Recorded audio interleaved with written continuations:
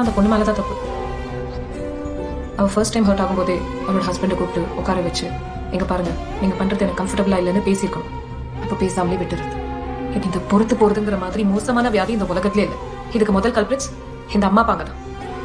பொண்ணை கட்டி கொடுக்கும் போதே ஏதாவதுனா நீதான் பொறுத்து போகணும்னு 10,000 வாட்டி சொல்லி அனுப்புறது. முதல்ல ஒரு விஷயத்துக்கு பொறுத்துக்க ஆரம்பிப்பாங்க, அதுக்கப்புறம் அது 1 2ன்னு சேர்ந்துக்கிட்டே போகும். இதான் மூட்டை கட்டுறது. மொத்தமா எல்லாத்தையும் சேர்த்து மூட்டை கட்டிப்பாங்க. இப்போது கூப்பிட்டு பேசியிருக்கணும். இப்பவும் பேசாம மனசுலயே வச்சிருந்தா முதல்ல என்னெல்லாம் விஷயம் பண்ணுவாங்களோ அந்த எல்லா விஷயத்துக்கும் இப்போ ரிஜெக்ட் பண்றது.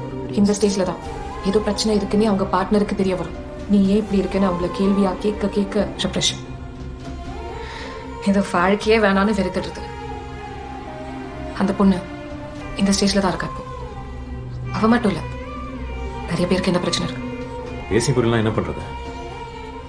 இங்க என்ன தெரியுமா பிரச்சனை? நீங்களே சொல்லும் போது கேட்டுக்கிறவங்களா இருந்தா பரவாயில்ல, புரிஞ்சுக்காம அவங்க சொல்றதுதான் கரெக்ட்னு பிடிவாதமா இருக்கவங்க கிட்ட எத்தனை தடவை போய் பேசுறது? எப்படியும் பேசி பிரயோஜனம் இல்லை. போற வரைக்கும் போட்டு தான் முடிவு பண்ணுவாங்க. அந்த பொண்ணு மாதிரி